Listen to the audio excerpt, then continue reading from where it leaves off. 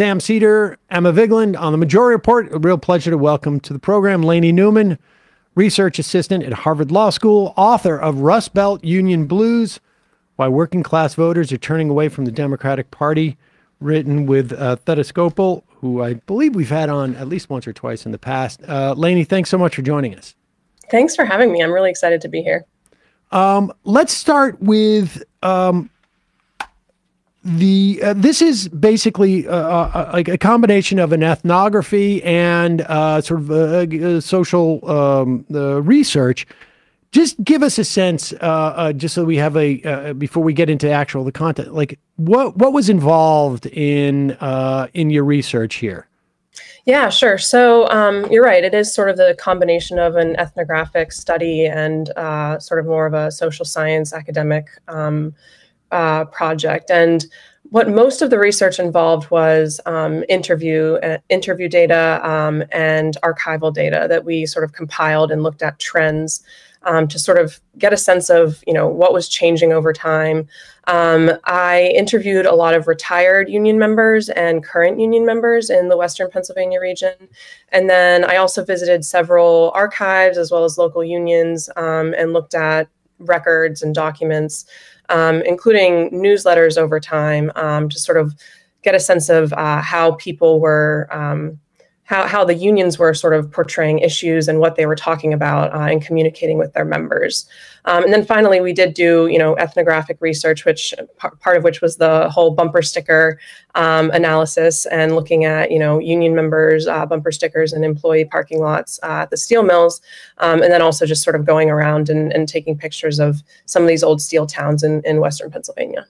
And we should say this is, more or less your hometown area, or at least adjacent to. And some of the people you started off interviewing were family members, and then you expanded as you needed to get, sort of, I guess, less self-selected groups of people in some way. But for folks who don't know, what is the Rust Belt?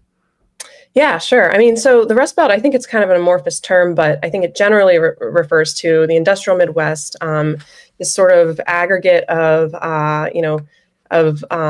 heavy industry or ex-industry areas in sort of the upper Midwest, Pennsylvania, parts of New York, Buffalo, Ohio, Illinois, Minnesota, Michigan, and areas that I think generally have seen a decline in economic activity in manufacturing as heavy industry has sort of left the U.S. And been consolidated. But yeah, I think it stretches. It's it's a little bit hard to define geographically, but it's generally within that region. And also, just so that we have both parts, I guess, of the title defined. When we're talking about union, you're looking at specific types of unions here. Tell us what those unions are. Yeah, we looked at mostly unions that have historically been manufacturing or industrial unions. And then we also looked at some of the trade unions. Trade unions being historically the craft unions, so International Brotherhood of Electrical Workers or bricklayers, insulators, sort of those were historically the AFL. And then the industry or the manufacturing unions, the auto workers, the steel workers, the miners, these large CIO unions that now have really expanded beyond those initial original industries. So, steel workers no longer only represent people in steel mills, but also nurses and librarians and others. But historically, those unions that were focused on and representing manufacturing workers and industry workers. And why that cohort?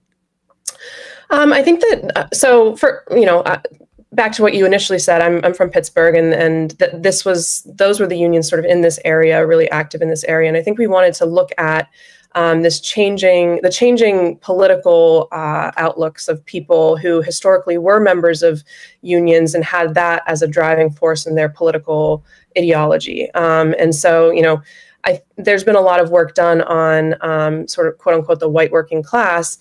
We wanted to look at a subset of what a lot of people have historically considered to be part of the working class, which is blue collar union members.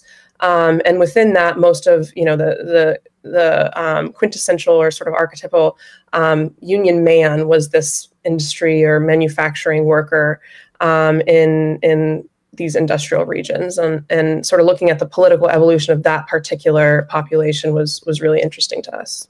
What I found really interesting too was this, and I guess it was maybe around, I want to say the 90s or the early 2000s maybe. There was a lot of talk about the loss of a third place, and the third place being we had work, we have home, and then there's a sort of like a place where people would socialize. Yeah. And talk about the role that unions played in these workers' lives, because in some level it was like a rolling third place, or specifically like an actual third place, being these union halls, and then also sort of the ethnic sort of like group halls. Right. Explain that for us. Yeah, definitely. And so this part of the research really built off of Professor Skocpol and Robert Putnam and, previous sociologists that have documented the decline of civic associations in the US. But I think with unions particularly, unions had this sort of really interesting place in community life. They were institutions that brought people together, that brought workers together in the workplace, but also outside of the workplace. And that's something that I think that the scholarship has underemphasized up until this point. And the role that they played outside of the workplace was really broad, actually. So they not only were involved, in sort of collective bargaining or, political activity in getting their members to vote for, whatever candidate, but also in organizing community events, in working with other local organizations, and in being involved in religious affairs in communities. They also, were, I guess, had a really big role to play in providing information and news to members. So they, local unions sent newsletters to members. International unions sent magazines to members, and then in many places there were even labor newspapers that were funded by some of the unions together. And so I think that unions now have been sort of cabined into this sort of economic sphere, but historically speaking, in the mid 20th century, being a union man or a union family was not limited to the workplace. It really did span across all different parts of people's lives, and that's something that we tried to highlight in the book. It's like basically constituted the social life in many respects. Mm-hmm. Yeah, exactly. Let's talk about the numbers. I mean, and is there any way to like sort of identify like how people have identified themselves? Like, would people, it seems to me, just anecdotally, that in 1950 or 60 maybe, you could find one of these guys, more often than not guys, in the context of these unions in particular, who would say, like, if you asked them, like, within a very quick amount of time in a conversation, would identify themselves as a union guy, as opposed to a union guy today, where that may not come up right until deep into a conversation. Is there any data in terms of the way that like people, identified themselves, and how much of that became, that we perceive of like identity politics? Like that was just that was a shifting identity, I guess. Yeah, no, exactly. And I wish that there was a data set that sort of looked at that. I think, what we tried to do is look at how people, we actually looked in the records of, for the term union man, in newsletters and in convention reports and whatnot, conference reports, and looked at how the union man was being talked about, in what capacity, what that really meant to people. And I think that what you're getting at is exactly right, that it was much more salient to workers in the mid 20th century, their membership to the union, than to many workers today, when being a member of a union isn't necessarily something that is a defining, characteristic for them in their social or political or even their self identity. And so I think that has to do with the extent to which unions in the past sort of really integrated themselves into workers and families and communities' lives. And we're not only sort of circumscribed to being a collective bargaining unit, but we're really part of how people identified themselves. And we talk about, there's some really great examples in the records of, older members saying, my most prized possession is my union card, and this union is just essentially things that make clear how important it was to people that they were union members. And I think that salience of being a union man, being a union woman, being a union family is something that's gone down over time. The ability for the union to have this kind of social, be a part of the social fabric, right? I mean, that has to do, I would imagine, with the resources that they had at the time, in part due to the fact that they probably had such high numbers, right? I mean, it's a chicken or the egg situation, but if you could talk about that dynamic historically. Yeah, no, completely. And I think that the decline in resources and in membership density really was a huge blow to the ability of unions to maintain this sort of deep level of community engagement. There were also changing legal rules and sort of a lot of efforts from various conservative entities to sort of circumscribe unions into this particular sphere. And so declining dues, declining membership, these really significant blows to industry and manufacturing in the late, I guess, in the 70s and 80s, and the collapse of the steel industry, in particular, I think took a lot of, at first it resulted in everyone coming together and being, sort of trying to save industry and support one another. And then eventually, because of, loss after loss, eventually led to people disintegrating. And the sort of remnants of in the Rust Belt of those the industrial unions, because of the numbers, lower numbers of people, because of the lower numbers of dues money and these other issues, it's much more difficult, I think, now to fully integrate into the social and community lives. You can't support like a nice union hall with with a kegerator if you don't have enough members, essentially, who are going to be there. All right, before we get to like the relationship with the Democratic Party and how that sort of like it mixes. Well, let's just also talk about what happens when that third place, either as an actual place or as speaking as like a psychographic, entity, which one identifies with and where one goes to sort of get, support and community and whatnot. What happens when that goes away? I mean, because there was a quote in your book, something to the effect of like, about a guy who had been like, if it wasn't for the union, the guy would have probably been in the KKK.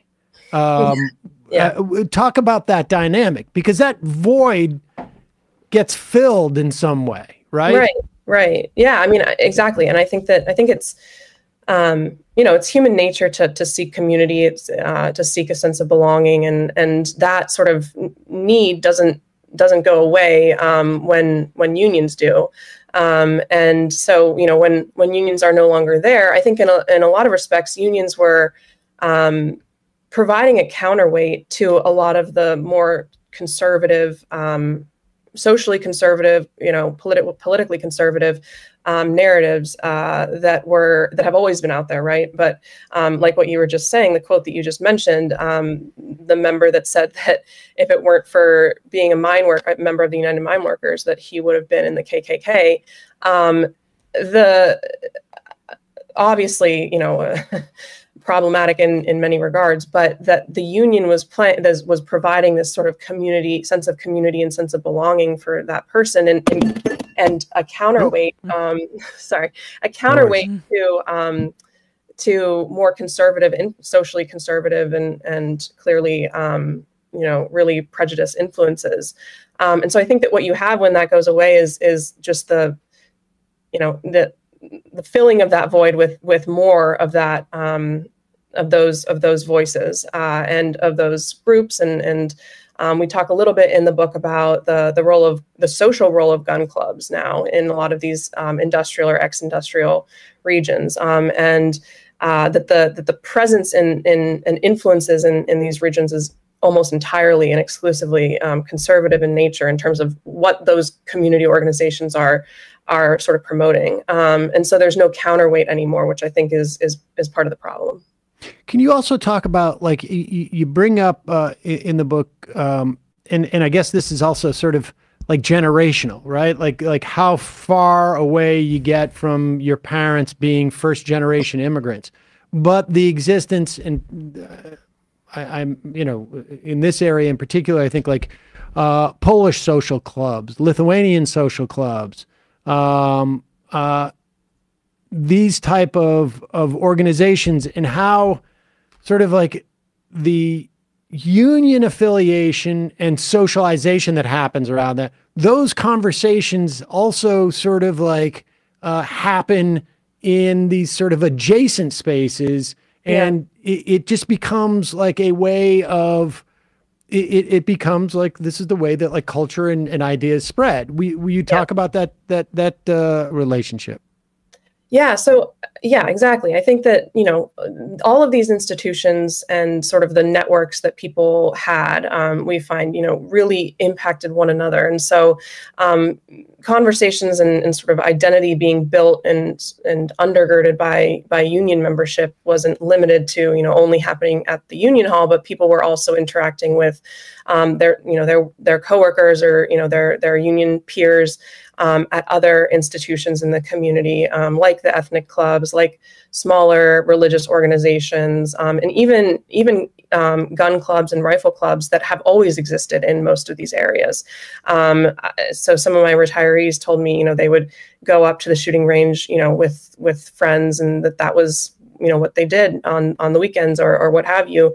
But the difference, I think, is that, when the union has a role to play in the community as a key institution, and is hosting, for example, coin trading events, which is, I'm just thinking of some of the newsletters we went through, or sponsoring a derby, soapbox derby or whatever. Exactly, like culture is sort of built on, and those. Even though it's not expressly stated that the union is, promoting certain political ideals, it's sort of it goes throughout the forum or the exchange of social conversation, and it's a very different picture when the backdrop is an NRA affiliated gun club that doesn't, and there's no sort of presence or counterweight that expresses a more progressive stance on issues and expresses, values of working class coalition building. So I do think that the fact that local unions were very integrated with all of these institutions meant that not only was the union influence limited to the actual union hall or workplace, but in these other places where members were socializing with other members, those peer-to-peer sort of relationships strengthened, and that actually helped, preserve the influence of the union. How much of the nature of unions too trains either sort of consciously or sort of unconsciously its members to expand their, I don't want to say proselytizing, but like if you're in an organization that is fundamentally democratic and that is involved in sort of like, group power and empowering each other and built to support, and you're providing, like, I pay dues so that, we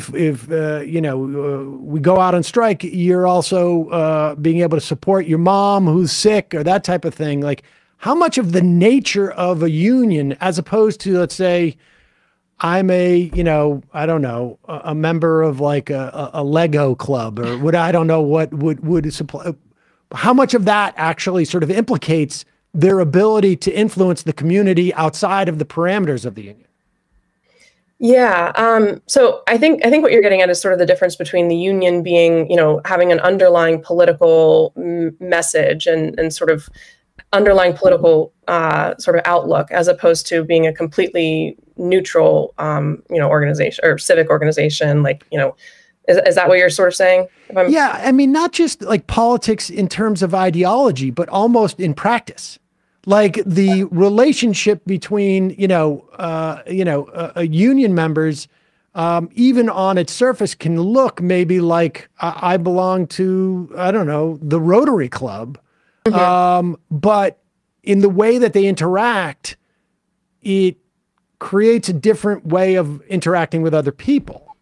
Mm-hmm. Does that make sense? So like the structure of the union in and of itself is, I guess it's praxis on some level. Yeah.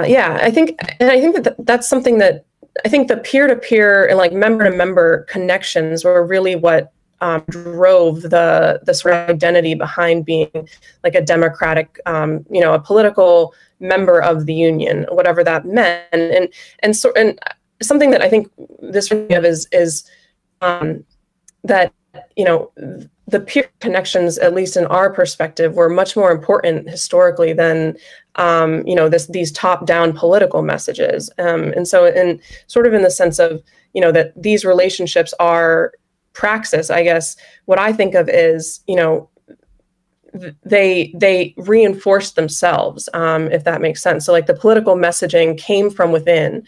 It was really sort of a grassroots identity, as opposed to being, I guess the top union officials saying vote for this guy, which historically, I mean, we now know based on polling data that union members and don't really like when the president tells them who to vote for. But that's always been the case. We found research or data from the mid-50s saying we don't really want the top union guys to be of the international union to tell us how to vote, and yet every sort of the basis of people's political sort of outlooks were sort of reinforced by their peers and by the community that they were part of, as opposed to sort of the top down at that time.